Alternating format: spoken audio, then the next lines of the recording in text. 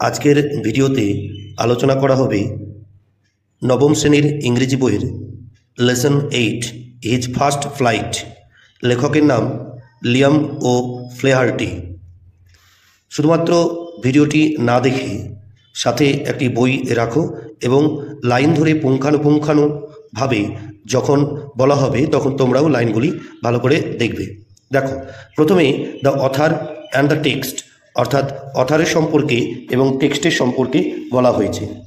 Liam ও ফ্লেহার্টি, যিনি জন্মগ্রহণ করেছিলেন 1896-এ এবং মারা গিয়েছিলেন 1984-এ, অর্থাৎ 1896 সালে জন্মগ্রহণ করেছিলেন এবং 1984 সালে মারা গিয়েছিলেন। ওয়াজ এ সিগনিফিক্যান্ট আইরিশ নোবেলিস্ট, একজন বিখ্যাত আইরিশ ঔপন্যাসিক ছিলেন। এখানে আইরিশ কেন বলা হয়েছে? কারণ তিনি আয়ারল্যান্ডের অধিবাসী ছিলেন। অ্যান্ড শর্ট স্টোরি রাইটার, এবং ছোট গল্পের লেখক ছিলেন। A major figure in the Irish Literary Renaissance, অর্থাৎ আইরিশ সাহিত্যের নবজাগরণের একজন অগ্রদূত ছিলেন তিনি।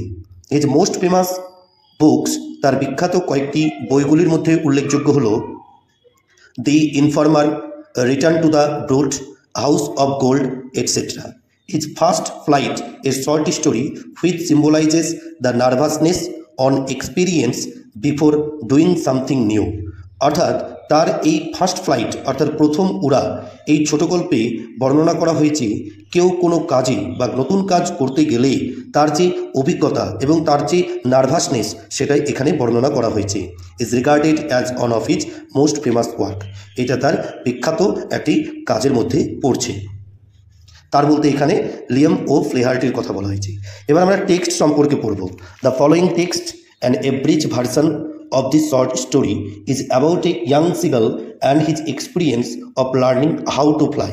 অর্থাৎ এই গল্পে বর্ণনা করা হয়েছে যে একটি ছোট্ট শঙ্খচিল এবং তার ওড়ার অভিজ্ঞতাটা, সে কীভাবে উড়তে শিখবে সেটাই কিন্তু এখানে বর্ণনা করা হয়েছে। The story focuses on how fear must be conquered before one may achieve anything of significance and like the young seagull who had to be brave in order to fly. অর্থাৎ এই গল্পে কেন্দ্রীভূত করা হয়েছে যে কিভাবে ভয়টাকে কাটানো যায় এবং কিভাবে ভয়টাকে কাটিয়ে একটা নতুন জায়গায় যাওয়া যায়।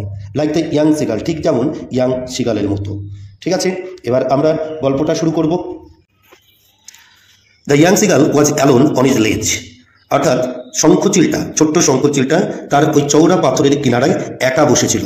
হিজ টু ব্রাদার্স, তার দুই ভাই, অ্যান্ড হিজ সিস্টার, তার একটি বোন, had already flown away the day before, অর্থাৎ আগের দিন ইতিমধ্যে তারা উড়ে চলে গেছিল। He had been afraid to fly with them, অর্থাৎ সে তাদের সাথে উড়তে ভয় পাচ্ছিল।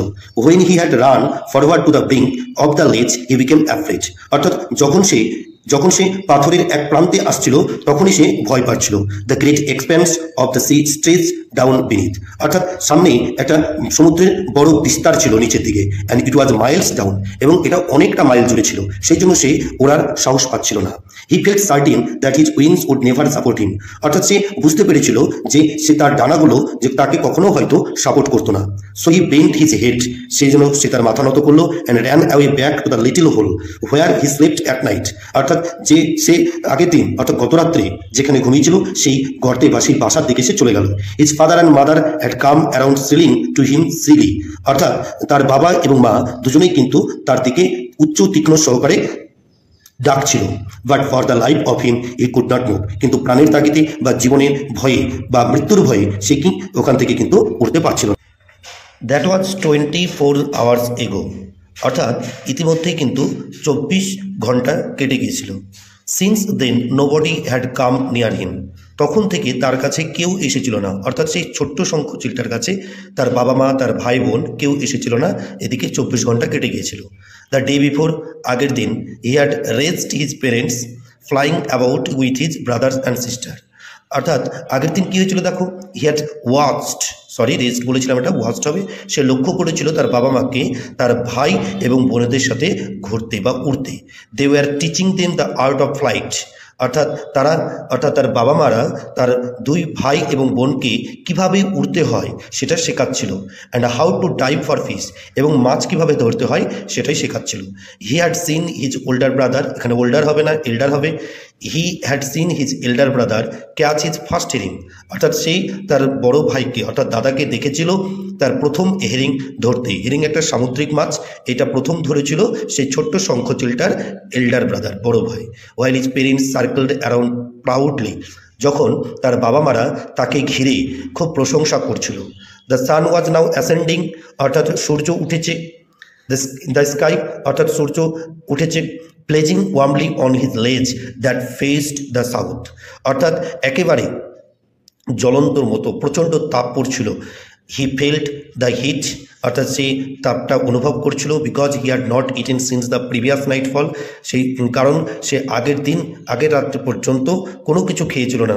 নাও there was not a single scrap of food left in the straw nest, অর্থাৎ এখন ওই স্ট্র নেস্টে মানে ওই বাসায় আর কোনো খাবার পড়েছিল না, এক টুকরো খাবার বাকি ছিল না।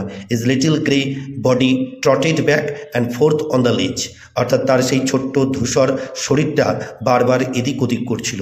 হি was trying to find some means of reaching his parents without having to fly, অর্থাৎ সে বারবার চেষ্টা করছিল যে কিভাবে না উড়ে তার বাবা মায়ের কাছে যাওয়া যায়, সেই উপায় সে বার